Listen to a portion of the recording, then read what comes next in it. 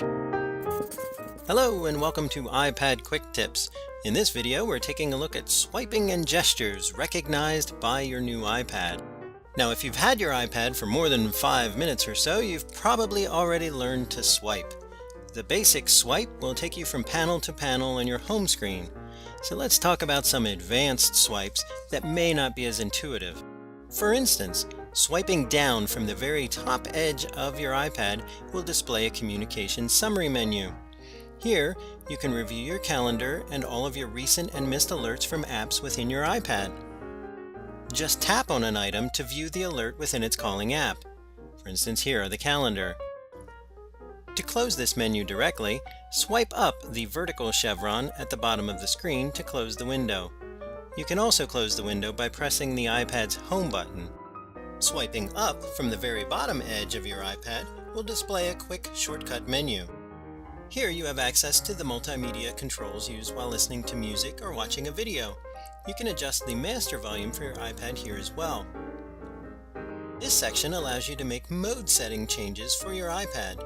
And finally, in this section, you can access the clock and camera functions and adjust the brightness of the display.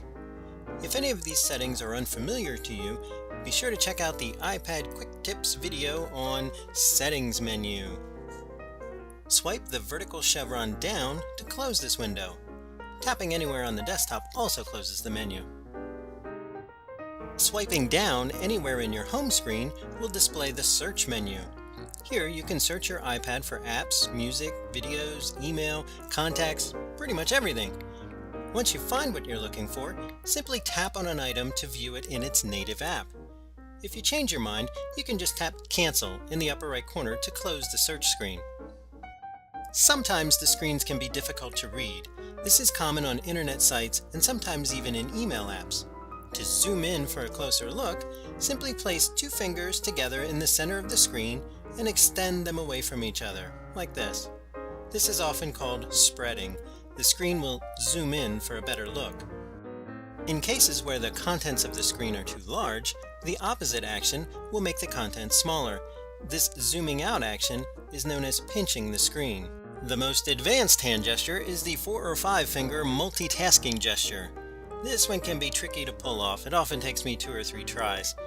Basically, from your home screen or within an app, if you do the spreading motion with 4 or 5 fingers rather than just 2, the open app panels will display. This can also be accomplished with a higher rate of success by pressing the iPad's Home button twice in succession, or double tapping. From the Open Apps panels, you can swipe left or right to switch to another app, simply by tapping on it. If you swipe an Open App panel up, this will completely close the app. This is handy if you're stuck in an app or need to free up some resources on your iPad. Well, if the spread gesture has a 4 or 5 finger version, let's see what the 4 or 5 finger pinch might do. As you may have guessed it, it closes the current app and returns you to the home screen. So there you have it. We learned about some advanced swiping, the using of the pinch and the spread gestures for zooming, and multitasking between apps. See you next time!